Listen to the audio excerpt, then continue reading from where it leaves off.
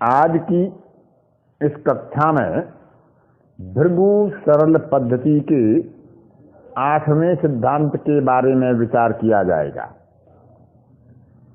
38वें वर्ष में राहु अपना एक निश्चित प्रभाव डालता है किसी भी जातक की जन्म पत्रिका में।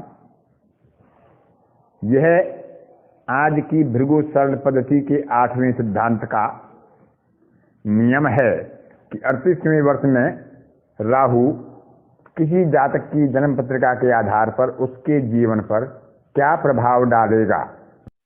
राहु जिस भाव में स्थित होता है उस भाव से 6वें भाव को किसी कारकत्व को 38वें वर्ष में क्रियान्वित करता है, एक्टिव करता है, उसमें अपने आप को इम्प्लीमेंट करता है और उसका नकारात्मक या सकारात्मक रूप में अवश्य प्रभाव देता है।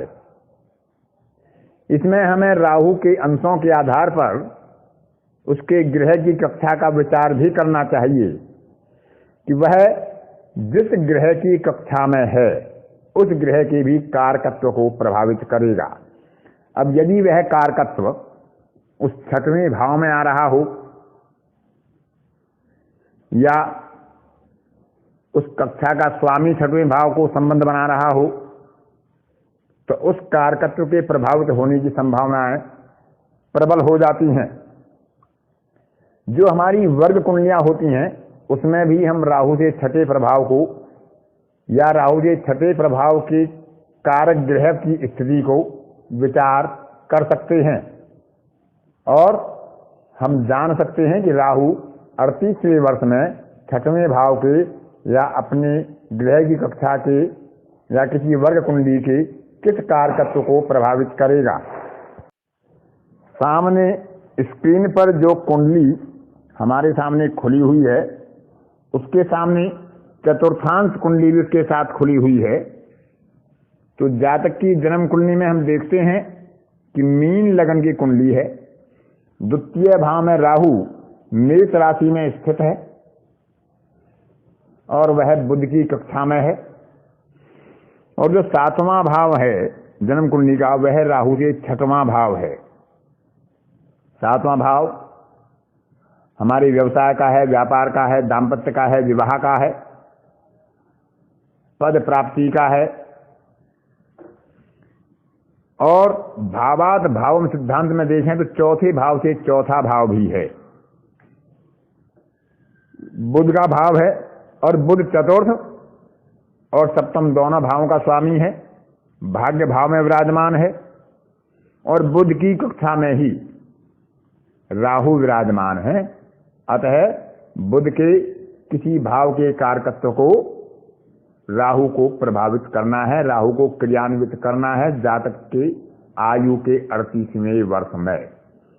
तो जातक के 38वें वर्ष में व्यापार में एक अच्छा लाभ हुआ, सप्तम भाव को क्रियान्वित हुआ और उसी के आधार पर उन्होंने बुध जो चतुर्थ भी है उसको क्रियान्वित करके चतुर्थ भाव का फल दिया और इन्होंने अपना पहला मकान खरीदा।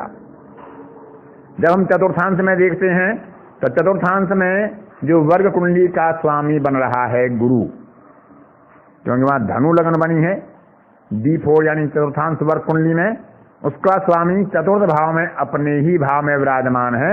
अतः चतुर्थ भाव का क्रियान्वित होना, एक्टिव होना राहु के द्वारा 38वें वर्ष में स्थापित होता है, तय हो जाता है।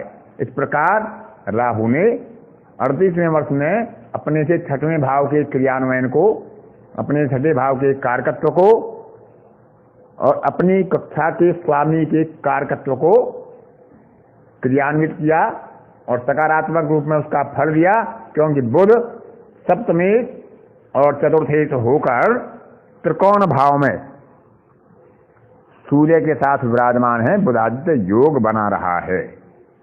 इसी के साथ हम एक बात का और विचार कर सकते हैं कि A4 यानी चतुर्थ पद, चौथे भाव का जो पद बनता है वह राहु की ही राशि में बन रहा है और राहु चतुर्थ पद के साथ विराजमान है। तो राहु अपने 38वें वर्ष में उस पद का भी लाभ, यानी चौथे घर के कारकत्व का लाभ भी 38वें वर्ष में दे रहा है। इस प्रकार भी हम पद कुंडली से या किसी भाव के पद से भी इस सिद्धांत का विचार कर सकते हैं। ग्रह की कक्षा के आधार पर विचार कर सकते हैं। छठे भाव के स्वामी के कारकत्वों का, उसके भाव के स्वामी के आधार पर जिनका वह कारक बनता है, स्वामी बनता है, उनका विचार कर सकते हैं। धन्यवाद।